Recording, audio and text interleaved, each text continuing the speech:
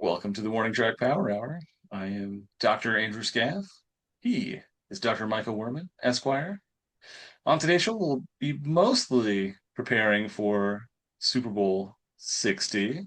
We'll talk a little bit more about the NFL coaching carousel and maybe a random sports story here or there from the world of baseball or somewhere else as we go.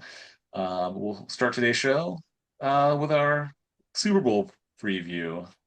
Mike, we've got a rematch of two teams that played not that long ago, New England Patriots and the Seattle Seahawks. We also have two teams that have just rebuilt recently with new coaches. Uh, Mostly newer players or players that have moved around recently to like form these new teams. Mike, what's your most what story is the thing that's like drawing you into the Super Bowl this year? Or is it just another NFL game so you're gonna watch it no matter what? It doesn't matter what any of the storylines are. I guess the big storyline, I don't know, maybe the rematch of Super Bowl 49 is a storyline, but it's like that's 11 years ago now, and it's completely different teams, different coaches. Coaches, Uh, players, everything's different. Yeah. Ownership might be the same. Although, did you hear that Yeah. Seattle is going to go up for sale after Super Bowl? So they could be a win. So a new owner could bid on the most recent winning Super Bowl team. Usually, it's teams that aren't doing very well that go up for sale. But in this case, Right. it's uh, uh, possible Super Bowl champions, or at least the NFC champions, that are going up for sale. Uh, Um, Trying to sell but high apparently. yeah, so that's a story. I don't know. It probably it would be a sell high point. Supposedly they might go over $7 billion if they sell. I think the last team was the Commanders, and they sold for 6 point something billion, and they were kind of in bad or worse shape, much worse shape than the Seahawks currently are in, especially also with their stadium not being quite as um, lo- uh, beloved as the Seahawks Lumen Field, which is pretty popular. Um, Right. Well, and and their owner was like basically being forced out of the league yeah, because of his ridiculous antics for a long period of time, right? yeah. So I don't know what the With I don't know. multiple scandals too. It wasn't even just like you know, he's not spending enough money or trying to be too controlling. It was like there are like major issues inside this organization that have to Yeah, be addressed. yeah. Oh, yeah. So the Seahawks are still owned by the Paul Allen estate. Paul Allen died in 2018, the Microsoft co-founder. So he owns. So I guess they're selling the Seahawks. Does it does what you're looking at happen to say like what Paul Allen paid for the team when he acquired it? $200 million in 1997. Wow. That is a massive increase in value then. Yeah, Talking about like a 35x, yeah, something like that, something in that area. yeah. And the team those are just his values have just exploded recently in terms of Yeah. what they think they're going to cost. So um, he also owned the Portland Trailblazers and the Seattle Sounders MLS team. MLS team. Yeah. Um, but anyway, so yeah, I don't. Yeah, I forgot the he was yeah. Paul Allen was pretty young when he died, Hmm. 65. Uh, he had cancer, non-Hodgkin's lymphoma to return. Then it caused his death by septic shock in 2018, which is interesting. Okay. Um, but anyway, I guess that's an interesting angle from the financial sport point of view. Probably on the field, I think maybe the most interesting angle is I think the Sam Darnold story being highly touted coming out of college, getting drafted by the Jets that was a third overall or something like that. Yeah. Then bouncing around to several teams. even leading leading the Vikings to a playoff appearance last year, couldn't keep his job, and then he ended up going to the Seahawks and leading that team to a very strong fit record, number one seed, Super Bowl appearance. So I think you have maybe and also you have another quarterback, Drake May, who I think also was the number three pick overall, uh, just not this past year's draft, but the year before. So maybe the one who the player who was likely to succeed and then didn't and then did, and then the Wunderkind story, I guess, for Drake May already getting into a Super Bowl in his second year Yeah. uh, in the league. So um, Did you see that the Vikings GM was let go then, and he was the person that made the decision on letting Darnold go. Well, drafting JJ McCarthy and then letting Darnold go yeah, for I saw. JJ McCarthy, and Yeah, then yeah, not having a good season afterwards. And apparently that decision was probably a major factor in that. yeah, I'm sure though it wasn't all his decision. I bet ownership wanted to keep McCarthy since they drafted him and wanted to After invest in. they picked him But though, right? But yeah, yeah. Yeah, I don't. Well, I think they wanted. I think they all thought they needed a quarterback since they drafted him in yeah, the first round. Um, yeah, it's one of those. I think he took the fall for Darnold's success for sure. uh, so yeah, who do you think has been more important to their team this year then? Do you think it's Darnold in Seattle, or do you think maybe Vrabel's acquisition in New England, the head coach versus the QB? Who'd you take there? Mm, I'd, I guess I guess coaches are very important, but I think um, they already had May established as a possible Right. starter. Um, But he so in some seemed ways, to be much better under Vrabel than he was last year, though, right? yeah, yeah. Um, So maybe yeah, it's hard to say who the more influential person is. I guess the Seahawks. What did the Seahawks finish last year? What was their record? They were better than the. Um, They were a playoff team last year, I think, weren't they? They were 10-7, 10 and and 7 playoff team last year. they Yeah. did not make the playoffs. Actually, they just missed. Okay. Yeah. 10 and Yeah, 7. because the Commanders, Vikings, and Packers made it as the wild cards last year. So Seattle just missed. So that was Mike McDonald's first season as head coach. So this is his second season. So he's 24 and 10 in 2 years in the regular season. Not Uh, bad. and then he's 2 and 0 in the playoffs so far. He's never lost a playoff game. So he's third. And so this and Vrabel was 14 and 3 this year with the Patriots. Um, I think the Seahawks are better. Well, it's one of those things where I think we both think the Seahawks are the better team. Uh, and Yeah. they beat better teams going through the playoffs, I believe, than the Patriots did. Um, They were 4-13 last year, Patriots. yeah, so they had a very easy schedule. So they played a fourth place schedule. Schedule, and then they didn't play a lot of teams when they were at their peak either. They played I believe a Joe Burrow-less Bengals team. They played, teams that, many teams that lost their coaches in the Yeah. year after.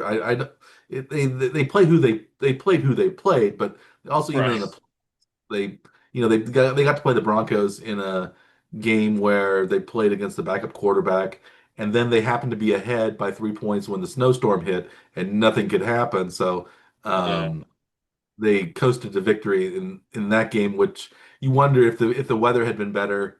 what would have happened. You also wonder if Bo Nix had been in there, what would have happened. But they got the benefit of Yeah, both of those.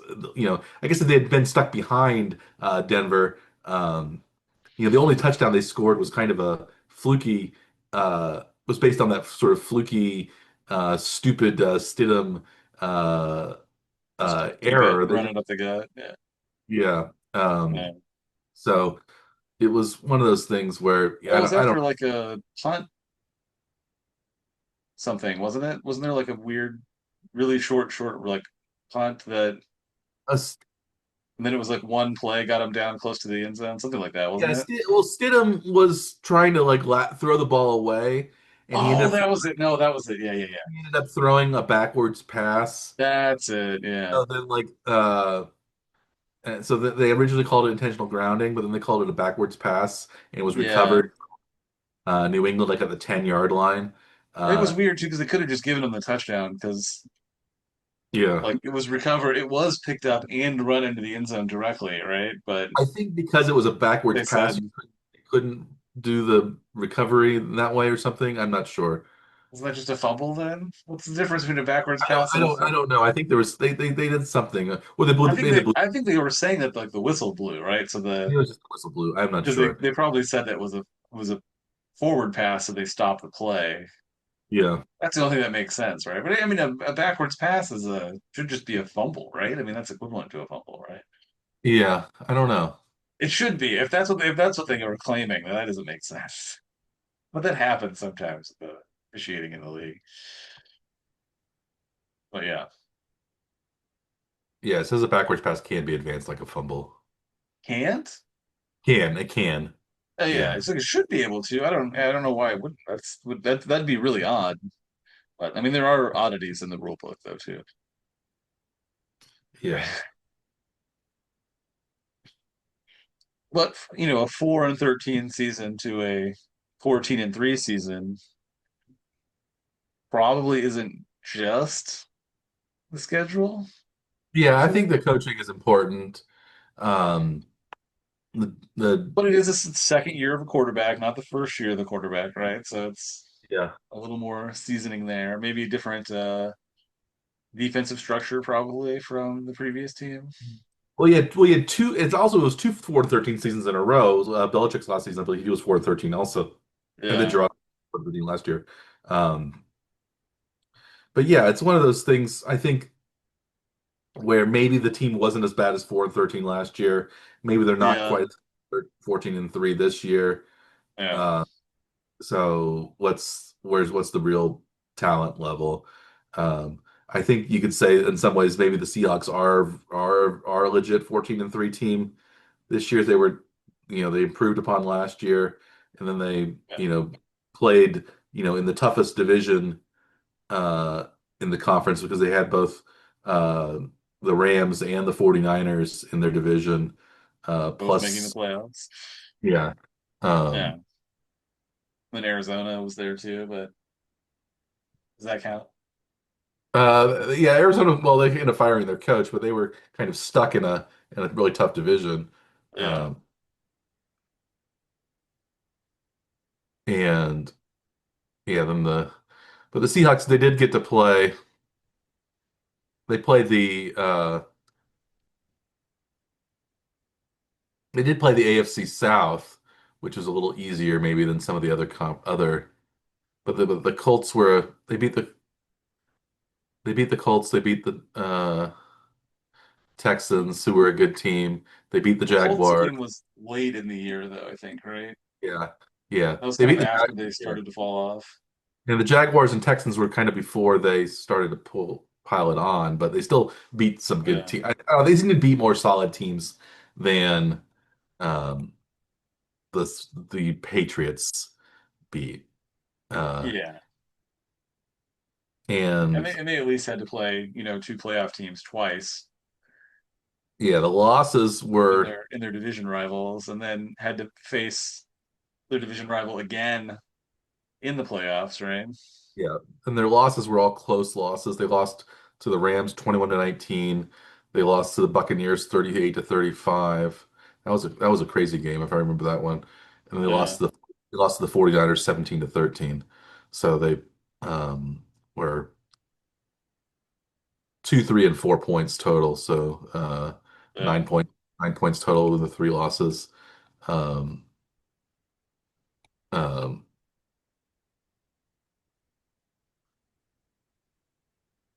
the Patriots, as you might remember, uh, lost their first game as well. Um, they lost to the Raiders in their first game. They also lost to the Steelers in week 3. So they lost. They were 1-2 at one point, and then they ran it all the way to 11-2. Then they lost to Buffalo. So they lost two games. They also lost by one score, 7-7, and then 4 points. So Never had a multi-score loss. they had a multi-score loss either. Um,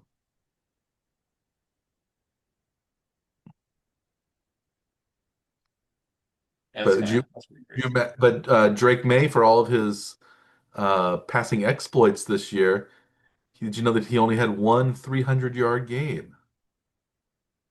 That's not really all that surprising, though. I mean, they're not really a pass happy team.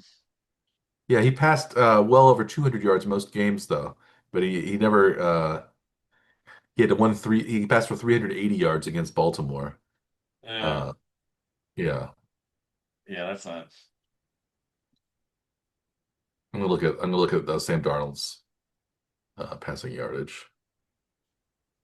He only threw two interceptions on the whole season, though, Mike. But Drake May, yeah, he led the NFL in completion oh no, per that's like playoff. That's he threw two interceptions in the postseason. Oh, that's weird. I didn't know it. 31 touchdowns, 8 interceptions on the regular season, 3 picks in the postseason. Well, Sam Darnold only threw for two 300 yards games in his but he threw for 300 yards against also against the Rams, more than 300 yards against the Rams in the playoffs. So that was his third Yeah, plus yard passing game. Um, but yeah, this wasn't yeah, they're not the gunslinger type QBs in this Super Bowl this season.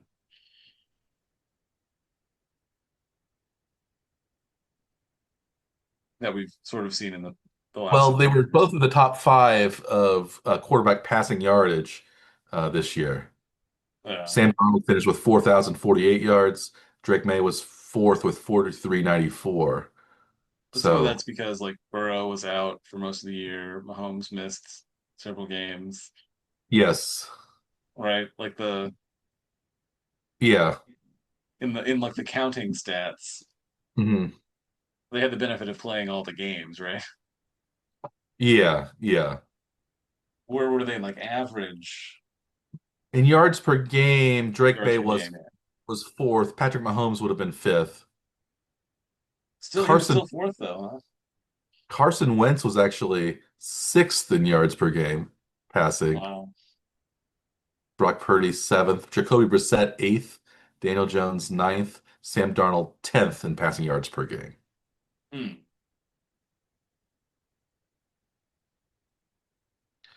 In terms of quarterback rating,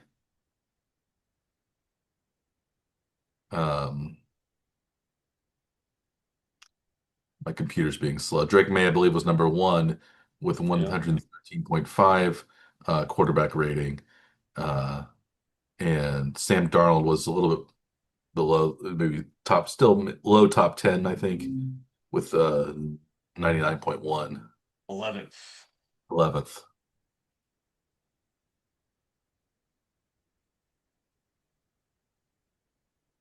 And Drake May led the league in completion percentage, 72% completions. That's pretty significant. It is very, yeah, that's a But some of very that high. is like, he's not, they're not having him throw like super deep passes all the time. It's like shorter, Mhm. more controlled game, right? He also led the league in QBR, 77.1. Yeah. Mahomes was actually this year, 68.6, in what was really a down year for him. Uh, QB rating it wasn't as high for him, um, but Drake May threw he was 31 touchdowns to 8 interceptions on the regular season. Yeah. Uh, and Sam Darnold was 25 touchdowns to 14 interceptions.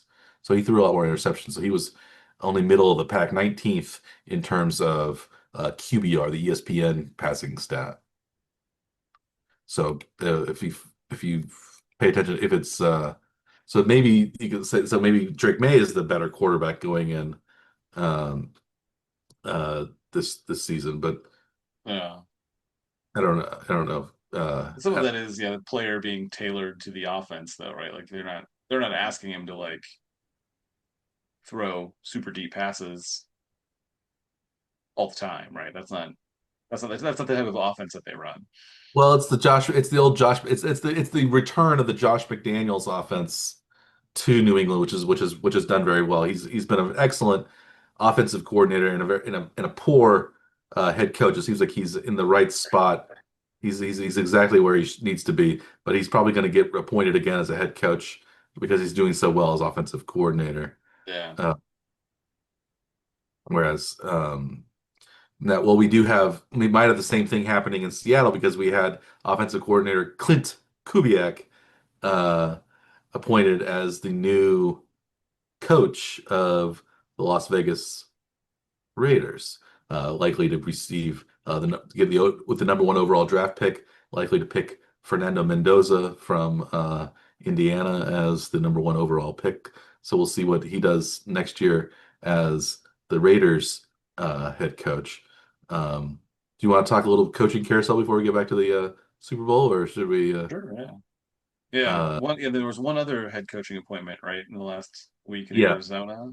Arizona, Mike LaFleur, the younger brother of Matt LaFleur. So we have again we have two sets of coaching brothers Yes. as head coaches, Mike and Matt LaFleur and John and Jim Harbaugh, since John was rehired as the Giants coach, which coincidentally hired Matt Nagy as the offensive coordinator this past week. Matt Nagy, of course, was the Chiefs offensive coordinator the last few seasons. Uh, he replaced Eric Bieniemy, and now he's being replaced again by Eric Bieniemy as the Chiefs' new offensive coordinator. So, Yeah. um, and do any of those hires strike your as extremely good, or do you think there were both the Cardinals and the Raiders both picked young offensive guys as Yeah. coordinators. The Rams offensive coordinator was Mike LaFleur, and the um, Seahawks offensive coordinator was Clint Kubiak, son of Gary Kubiak, former NFL head coach and backup quarterback, and brother of who's Clint's brother. Clint has we talked about Clint Kubiak and his family, right? Right. They also have the Comedy K. Uh, Yes. They're all okay. Three brothers. Probably unfortunately. Okay, names. the KKK brothers. Yes. Kubiak, Clay Kubiak is the offensive coordinator for the San Francisco 49ers. Yeah. Clay with a K, of course. And then Yes. Klein Kubiak is a scout for Klein. Clint Clay Klein. That's Klein. KL. EIN E-I-N. or EIN or INE? E-I-N as in Yeah, small small in in German. German. Yes. All German. Klein. Yes. Interesting. Um, Yeah. So yeah, who do you think is more likely to be successful next year? Clint Kubiak or Mike LaFleur? Both, moving into fourth place teams in AFC or NFC West divisions were very difficult. You give either of them a chance next season. no, I think they're both in basically poor situations where they're going to be lucky to win 5 or 6 games. Yeah. Here. So they're both coming into like basically divisions that have three playoff worthy teams, and maybe even three Super Bowl contending teams. Um, Yeah. and it's tough. Yeah, I don't envy any. I guess I would like that. I'd like to be an NFL coach. That'd be a nice job to have. But I don't. If I were, I don't envy their positions because I don't. As Jerry Glanville once said, what NFL stands for was not for long. If you don't do very well, you're not going to Yeah. be around for very long. I'm not sure either of these coaches are really going to be able to do a whole lot, especially because they don't have established starting quarterbacks. I guess you have Kyler Murray, but he's been injured a lot. Um, Seems like he's they may be making a decision. Like they may actually release move him on as from a them. Yeah, possibility. That is he's due a lot of money next year, but they're talking about maybe clearing that in some way. yeah, So maybe Jacoby Brissett is the yeah. QB Jacob next year, which still as a isn't caretaker. necessarily somebody you're expecting to be your franchise QB for many years. Yeah, So yeah, but they're both franchises that tend to turn over their head coaches pretty frequently. So yeah, how much leeway do you think either of these coaches actually have with the team? Are they going to get 2 to 3 years to rebuild, or is it a one and done possibility? What do you think is more likely that they like both coaches make it to 3 full seasons, or somebody is fired after year one, Mike? I think. Well, if they don't have, if I don't think we have quite the who is the Denver Nathaniel Hackett level of ineptitude because Yes. because we also have a nepotism hire. We have both kind of nepo hires. We have Yep. one brother of a coach, and then son of a coach, brother of other coaches. Right. Um, um, so Nathaniel Hackett was a little bit of a nepo hire. Although I don't think anybody thought he was a great candidate. They just thought he was maybe going to be able to bring in um, Aaron Aaron Rodgers, right? Rodgers to Denver. That did not end up happening. Yeah. Um, so I think both of these other candidates maybe are were seen as more legitimate head coaching candidates than Nathaniel Hackett. So Nathaniel Hackett was Yeah. fired within a year. Um, I think they'll get 3 years each of them. Although Pete Carroll only got a year in Las Vegas recently. Um, Yes. also, the coach was it Steve Wilkes, maybe only got a year uh, in Arizona before they hired Kingsbury, something like I think maybe that was it. So Gannon they wasn't there for he's only two there for two, seasons, maybe three three. seasons, maybe 3 seasons. Yeah,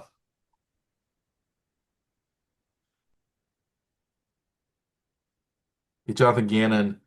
Um, yeah, 3 seasons as head coach, and of course Gannon now is going to go kind of ironically go coach with the new head coach's brother. He's Matt LaFleur's new defensive coordinator in uh, Green Bay starting next year. So a lot Yeah, of between the LaFleur brothers and Cardinals coaches. So yeah. um, So the two previous coaches before Pete Carroll were Josh McDaniels, who got a year plus, and then Antonio Pierce had the rest of McDaniels' second year,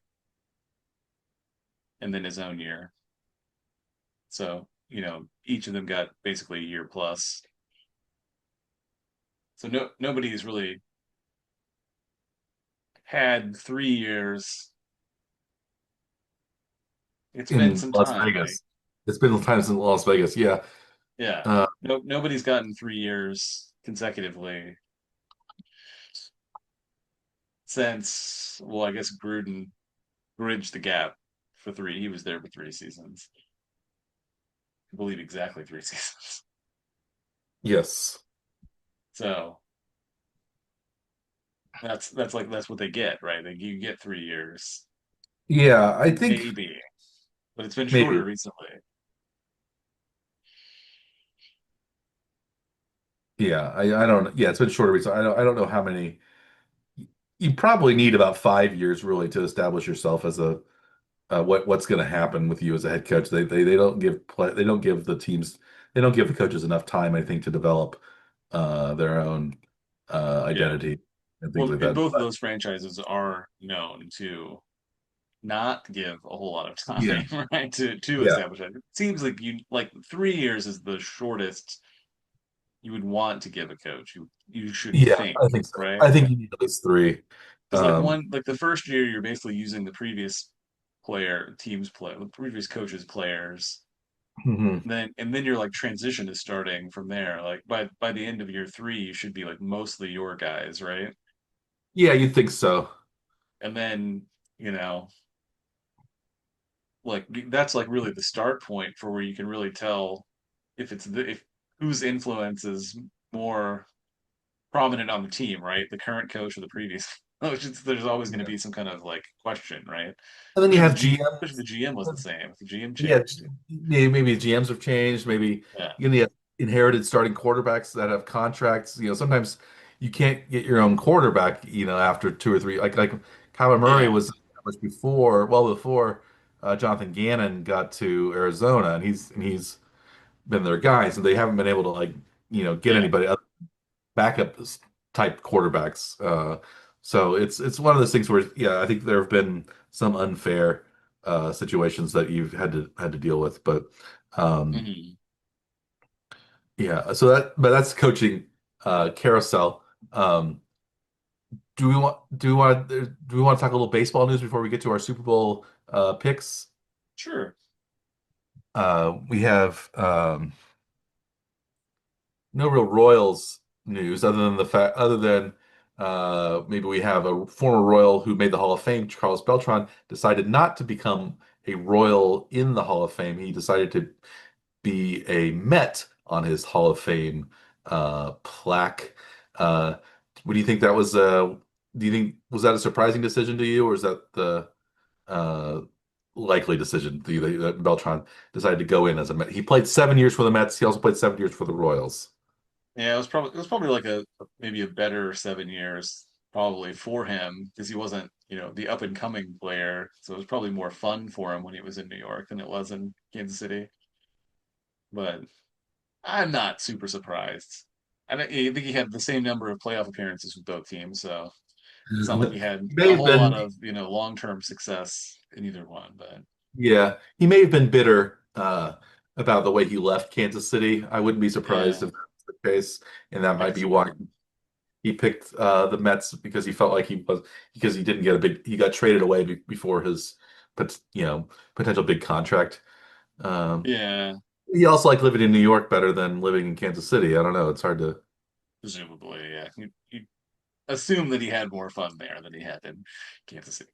He did have more WAR in New York, in Yeah, the same number of plate appearances in game. He played maybe a couple more games in New York than he did in Kansas City. So maybe that was it. He had some of his best seasons.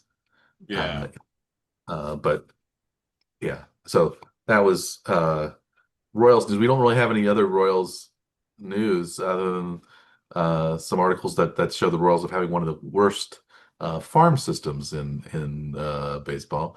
I Uh, don't think really surprises either of us. We've kind of talked about their player development issues in the past.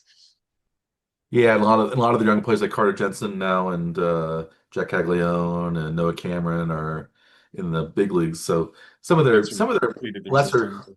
hyped prospects have been very good major league players recently. So Yeah, maybe the scouting organizations don't quite value the Royals maybe as well as some other yeah. organizations. I don't know.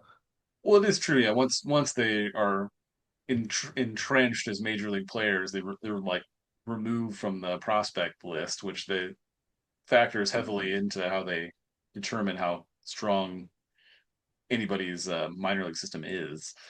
So that does make a difference. So I think like Caglione and Carter Jensen would be guys that would still probably be on that list if they weren't planning on being in the majors this year, right? Yes. Because I think you said that the Royals have one top 100 player. Was that what you said? Yes, one. I guess that's Carter Jensen is their top Oh, 100 so player. So he is still on that list, but he is in the majors now. He's yeah. Presumably will be in the majors when the season Yeah. starts. CBS Sports rated the Royals as having the 28th best farm system. ESPN rated the Royals as having the 24th best farm system. Yeah. Do you think there's a big difference there? Lower third? Lower third, yeah. Yeah. Lower third is still lower third, right? Yeah. It's not like one of them says they're like the fifth best and the other one says they're like the third worst, right? Yeah. Yeah, the Brewers, they have ESPN has as the number one farm system, then Cleveland, and then Pittsburgh as number three, Not which is a bad. lot. They do have Connor Griffin as the number one prospect in Pittsburgh. Uh, Hmm.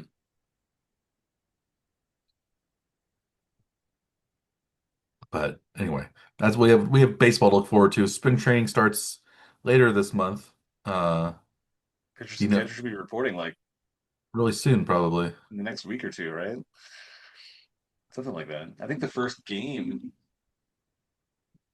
is not that far away. I think it's like end of February. Yeah, February 20th looks like the first Royals spring training game. Yeah. And I think we're still waiting to hear like what the Royals are planning on doing for their TV broadcasting. It sounds like we may be headed to the MLB network. Yeah, MLB TV. Yeah. How does that work for you being out of the KC market? Is that I think I can subscribe. I have subscribed to MLB TV before. yeah, I've got all the games, but I can't get when they play the local market games. So if they play Baltimore or Pittsburgh, usually I can't get those games on MLB yeah, TV. the old blackout rule restrictions were any team that you could reasonably drive to see the game the day of a game, that's your blackout radius. Yeah. And so for Kansas City, it was a lot of teams because I think it went as far as Colorado. Oh wow. They're like, you can drive to Colorado to see a game tonight. Yeah. Like, yeah, I'm That's not going to do that, but thanks for blocking that game out for me, right? yeah. uh, yes. So, yeah, for you being in the Northeast, you probably do have a lot of blackout teams then, right? Or both the New York I teams blackout From for what you, I've or noticed, I think it's mainly Pittsburgh, Baltimore, and Washington are the three. yeah, I don't they think Philly was blacked out, and I don't think Cleveland has been blacked out. So they may have changed some of that restriction, or maybe maybe it's just a smaller radius for the teams there because the teams are like physically closer together, and that becomes a little less reasonable when it's here in the Midwest, I guess. I don't know. They're very weird rules though. But anyway, well, at least the Super Bowl won't be blacked out anywhere. It'll be available. I think it's on NBC. It's on Peacock on streaming, so I'll probably watch it on Peacock. yeah, Um, I think believe Seattle is 4.5 point favorites. yeah, Uh, who do you like in that's the enough. Super Bowl this year? Do you like Seattle to win, to cover? I think 45.5 is the over under. Do you have a leaning either way on that? What's your what's Scaff's pick for the Super Bowl? We'll make other Super Bowl bets later this week, and we'll discuss those how they turned out next week when we do the Super Bowl recap episode of Yes. the Power Hour. Our season finale of the Winter Season season five. five finale. We're going to be starting season six in 2 weeks, which is pretty crazy. Yeah. So we'll get started on that pretty soon. But before we do that, we'll have our preview. We'll have our predictions for Super Bowl LX, Super Bowl 60. Yes. Were you surprised that they decided to go Super Bowl LX instead of just because last time at Super Bowl 50, which would have been Super Bowl L, they decided to do Super Bowl 50 in Five Arabic zero. numerals. Yes. Did you think that they might do Arabic numerals for Super Bowl LX, Super Bowl 60. Yeah, I assumed that they were going to do just the number 60. Yeah, that's what I thought. I'm surprised. Are you surprised? Well, they did Super Bowl XL for number 40, which I guess Yeah, down to that. Um, yeah, they did Super Bowl LIX for yeah, 59. I think it's a little weird that they're going to keep doing Roman numerals, but um, yeah. I think probably until Super Bowl 100 they'll do uh, Roman numerals. You know what you're going to do? C, Super Bowl C. Super Bowl C. They'll do something with the 100, right? They'll do, yeah, Yeah, something else probably. Yeah, they'll probably do, well, 99 might, I don't know what they'll do, if they'll do XCIX or they'll do yeah, uh, something else, VCIV. yeah, Think they'll do XCIX. This is 99. yeah, Because there's different ways you can do the Roman numeral. I don't yeah. It should be XCIX would be 99. Yeah, that's what it should be. XCIX. Yeah. Yeah, that's what it should be. I hope they do that. But I do want to see Super Bowl C, though. I think they should use the Roman numeral.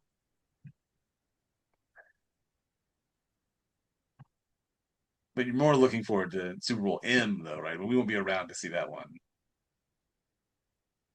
No, we won't be around for Super Bowl. Um, I don't know if we'll even be around. It'd be nice if we were around for Super Bowl C. I'm Be not sure. impressive, right?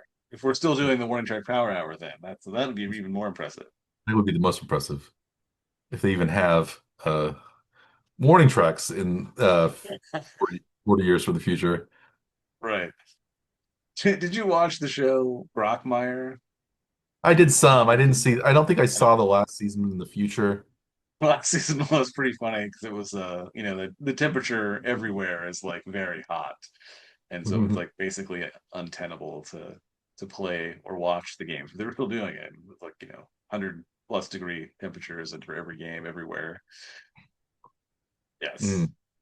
they got into that. They got that far into the future. Yes, Well, I think, well, our late, future we've been in Brockmire. a deep freeze these past Yeah, uh, several weeks. So we'll see.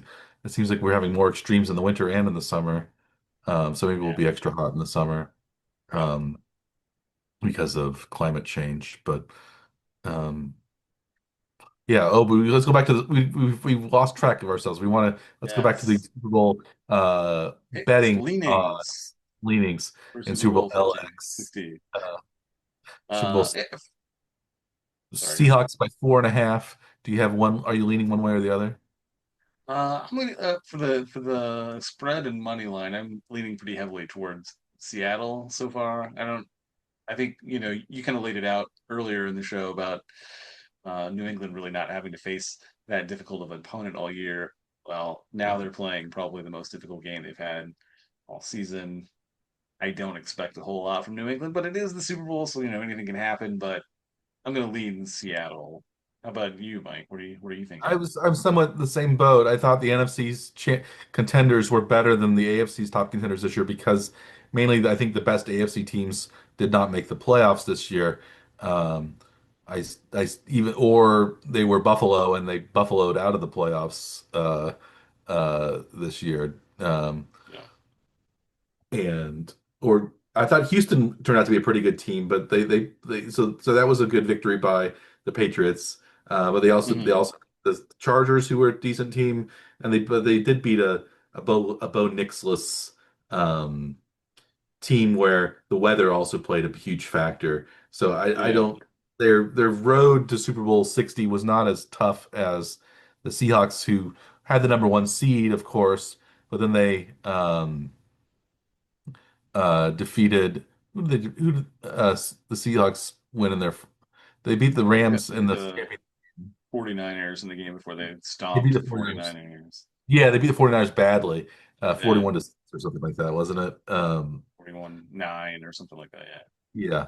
Yeah. So they beat their NFC West opponents again. They avenged two of their earlier losses Yes.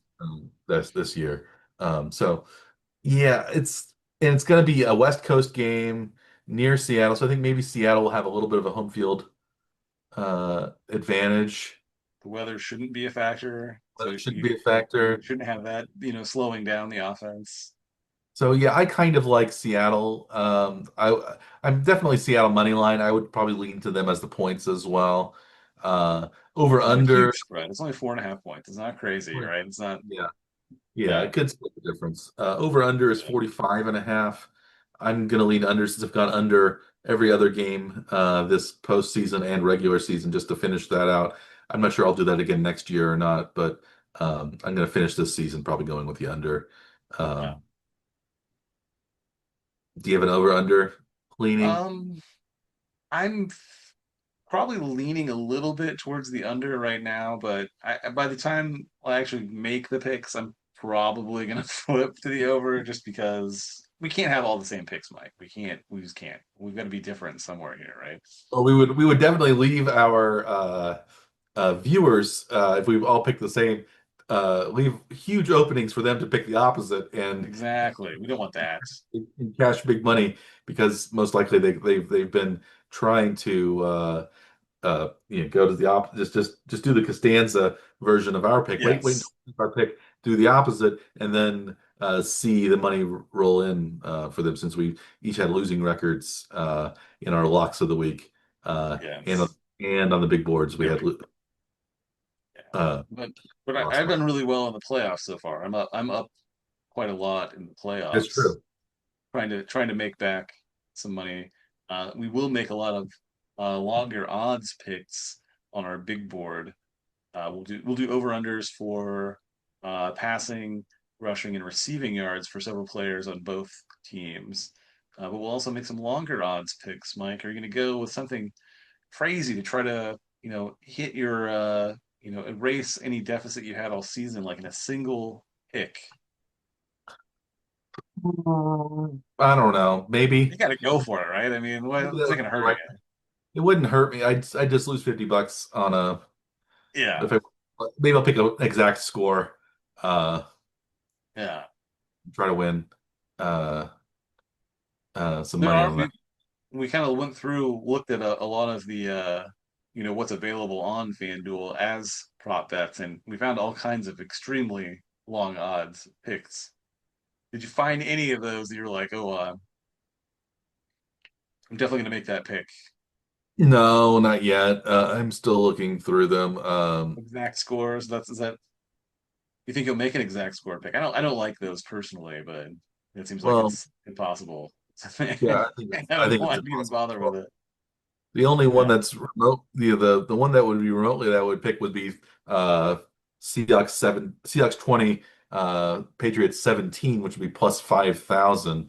Um, but that because that's the most common score in the scoregami era. Um, Yes. There was a Super Bowl 49 rehash pick where you could have the same score as that game. You picked New England to win. Was it 28-24 yeah, I believe so. It was plus 35,000, something like that. plus 35,000? Yeah. You'd be positive on the year if you went with that. I I mean, would. both of us would be if either of us made that pick. Probably not likely to do that. We also found a pick for Seattle throws a pass from the 1 yard line. Like, would you expect that same scenario to come up that ended the last matchup of the Super Bowl? Yeah, I could see that happening. What's Yeah. what are the odds for that? It was relatively long. I don't have that one open anymore, but I can look for it again. I could pick Stephon Diggs to score the first touchdown and Hunter Henry to score the second touchdown for plus 15.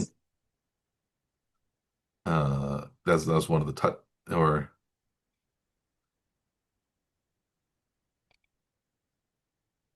so one of those. I'll pick some interesting ones, I guess. Yeah, the correct score repeat plus 35 thousand. Yes. Either quarterback to record seven or more passing touchdowns is plus 20,000. Do you think either quarterback will have seven? I actually think the 28-24 score is more likely than a seven touchdown from a single QB. single quarterback in the Super Bowl game. That seems very unlikely. I don't think I'd make that one, even for a cheaper bet where we're not really risking money. This is just like a pride, essentially, right? A dollar value, but only Yeah. paying in pride, right? Yes. No, I don't think I'd even make that pick, Mike.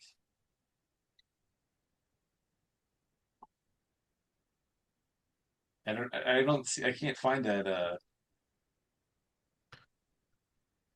Do you think it's more likely that no touchdown will be scored in the game, or a quarterback will throw for seven touchdowns or more? No touchdowns. You're right. So it's plus 17,500 odds for no touchdowns in the game. Yeah. That would be a great pick. Yes. I think one that we talked about beforehand, before we started recording anyway, was in any quarter to end scoreless though, only at plus 260. I That seems like like that. a pretty decent pick though. Is that something that you're going to be making in your bets?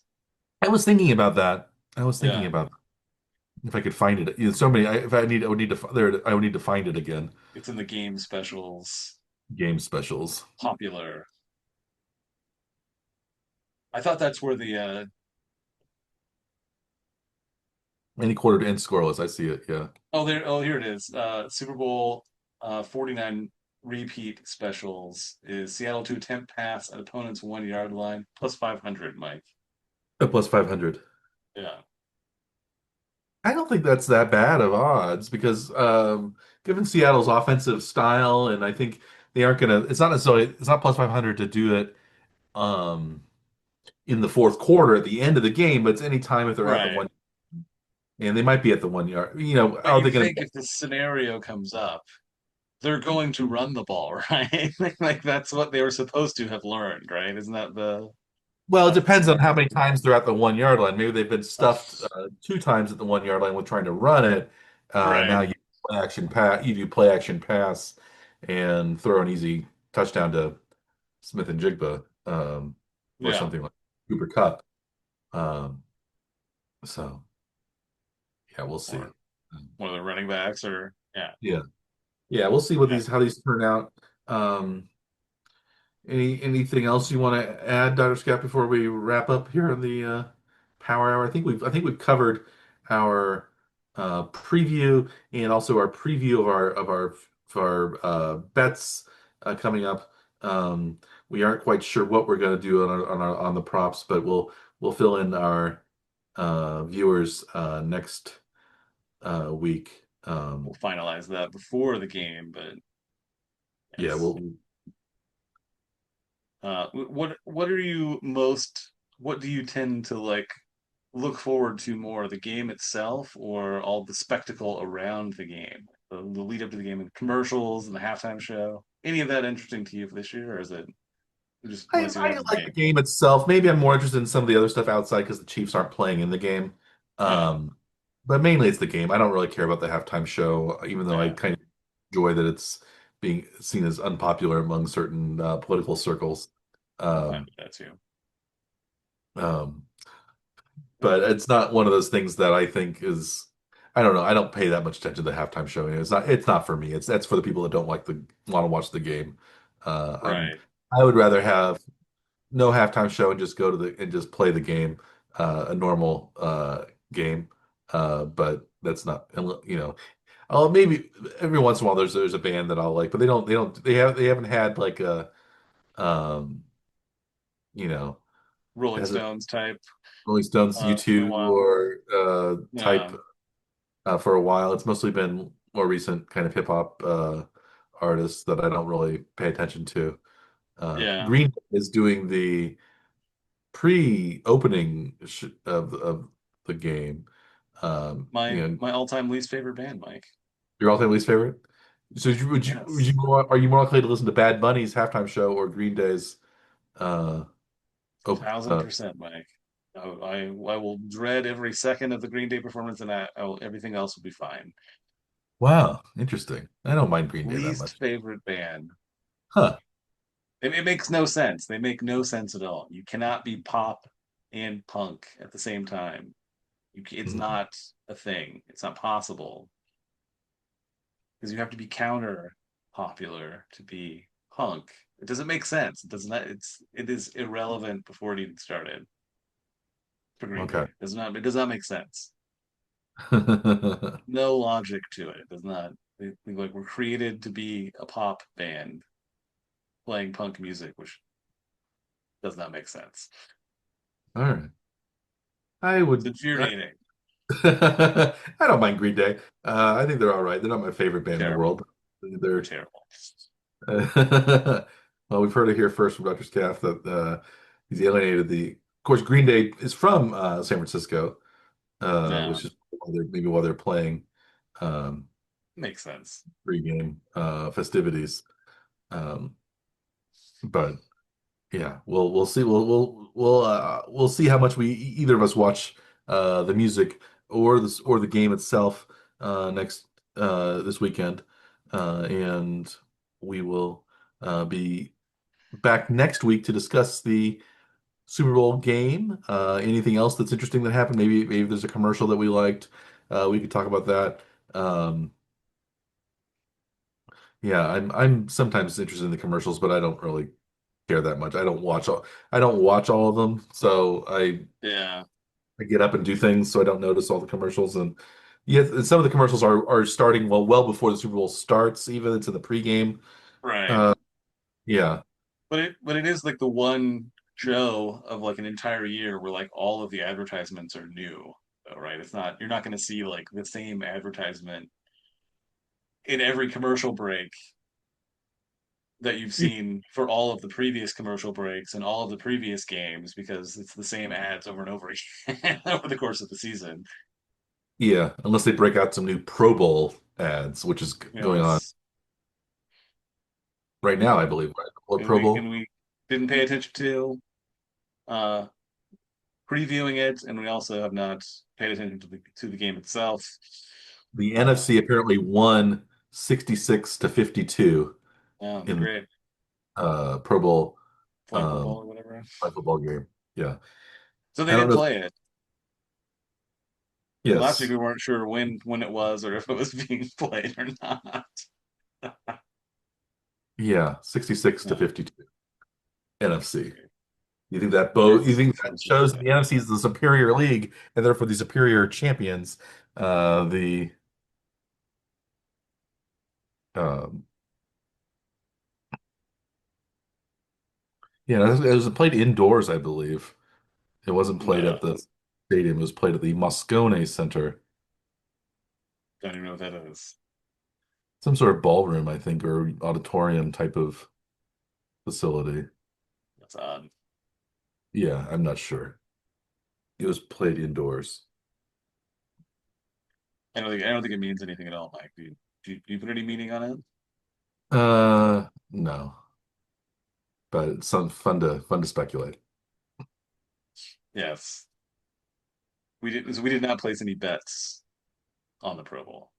No Pro Bowl bets this year. Um, we'd really have to be really desperate gamblers, I think, to bet on the Pro Bowl. Uh, but We're you in never, past years we made all kinds of bets around the Pro Bowl, not at we specific did odds though. We would pick who would win each event. Pro Bowl game event. Yeah, they seem to Yeah. have more stuff going on with it. And this year they've kind of really tamped down on what was going on with the Pro Bowl. They haven't publicized it as much as they Skills did. competitions and stuff like that was kind of fun, but Yeah, little like activities for different position groups to play. golf and stuff like that too, and things Yep. like that. Yeah, Yeah, they had like a distance drive contest too, right? Yeah, yeah, golf related, one. yeah, they could Yeah, have they had had a some kind of cool stuff. three-point shooting contest or basketball related Yes. Yeah. I think football. that's what's kind of fun. You can see more personality from the players, but this year they just kind of buried it, and it didn't seem like they had Yeah, much of anything planned for it, and 'cause they were kind of secretive about what they were even going to do or when it was going to be, because they're trying to make yeah, it closer to the Super Bowl, I think. So it was trying not to be like its own thing, but to be part of like the preliminary build up to the Super Bowl festivity, I guess. I don't know. It wasn't, but it wasn't like they didn't make a big deal about it though, did they? No, no. Well, yeah, it's. So I think it's in limbo. They're not quite sure what to do with it, whether they're going to keep it around or not have it. yeah. Uh, but yeah, but we will not. We are going to be around next week to discuss the Super Bowl. We aren't going to get rid of our Super Bowl post view uh, show. So we No should call matter it the how post view. no post sure recap. Re review recap. Yeah. Yeah. Yeah. No matter how bad we do in our bets, we'll still be here to We'll still be here. dissect Yeah. how terrible or how great we were last week. Yeah, we'll be back. Oh, and then our viewers will be able to revel in our success or our downfall, depending on how well we do on the Super Bowl coming up this year. But both of us had picked Seattle. Both of us we're leaning Seattle on the spread as well. Uh, Maybe different on the over/under, just to be different. But we kind of both like the under. It seems like at this point. Um, Yeah. but The one thing we we'll know see. we should pick though is overs on the quarterback rushing yards because that did really well last Hmm. in the last set of games, right? In the Good. conference championship games, they were all over. Hmm. Heavily mash that over button on Yes. I'm guessing we're yeah. both going over again. Just a guess, but We'll we'll see. see. We'll see what the I'll yeah, I'll see what the numbers are, and then I'll go over again. I don't think they're But super high, yeah. So okay, good to look at. no, there's nobody that like 1/2 of 1 yard like it was with No Stafford. Matthew Stafford low, Yeah. so it'll be relatively even odds. Yeah. Um 6.5 for Darnold, Six and a half, 36.5 six and a for half for Drake me. May, Hmm. which is kind of high, but the 36.5. That's at least a couple of solid runs. Yeah. Well, It was 30.5 in the AFC championship game, and he had 65 rushing yards then. hmm. So It was bad throwing weather though too.